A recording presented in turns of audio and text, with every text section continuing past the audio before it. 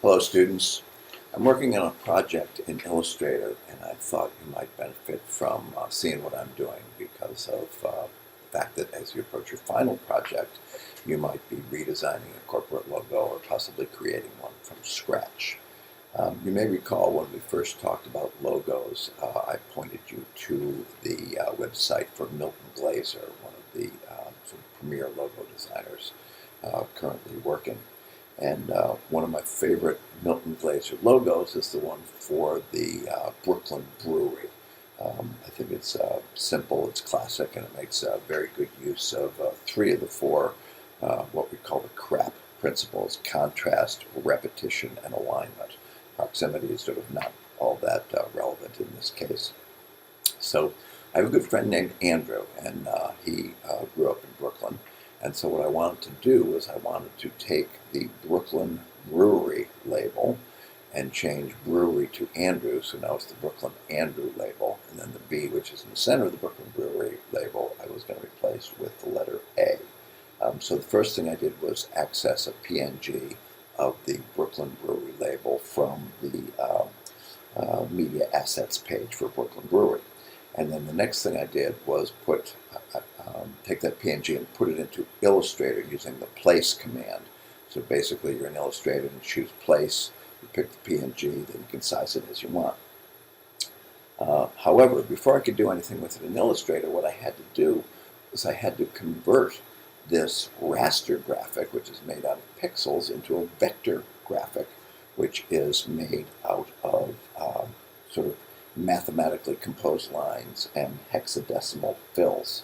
So in the screenshot, you can probably see that the raster version on the left has an uneven outer edge, and that is because it is made of square pixels, whereas the version on the right has a perfectly smooth outer edge because it is composed of a mathematical formula for a circle executed in the hexadecimal code for the color black. So to create the vector image on the right, I used the image trace command in Illustrator. In an instant, it produced a perfect vector graphic copy of the Brooklyn Brewery logo. However, unlike an actual Illustrator version of the logo, which would have been composed of about 6 or 8 different layered elements, my vector graphic is all on one layer. The next thing I did was I got rid of the B in the middle. I did that by simply adding an all-green circle on top of the B. I then went searching for a font that looked as nice as Milton Glaser's B.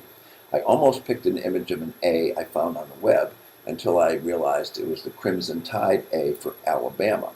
My friend has no connection with Alabama that I know of, so I rejected that A and chose instead a font within Illustrator that had a nice, elegant, scripty A that I liked because of the negative space that it left in the circle.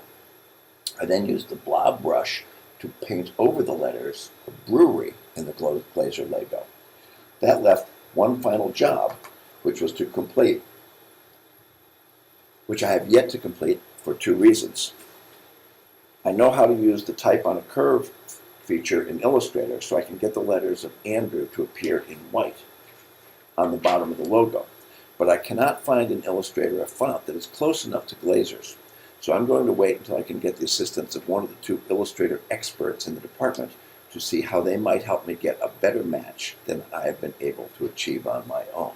So I hope from this you can see that one of the ways to make a logo in Illustrator is to just sort of start playing with it.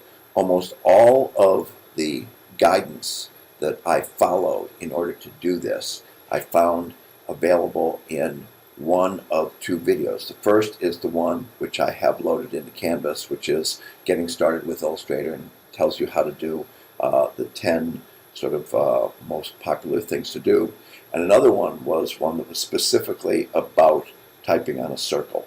And so I looked at that video, followed it, and now I can get words to go around a circle.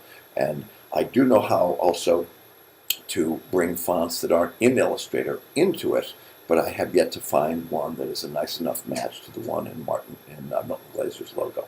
So I'm going to close this, post it to YouTube, and then put it in Canvas. Talk to you soon.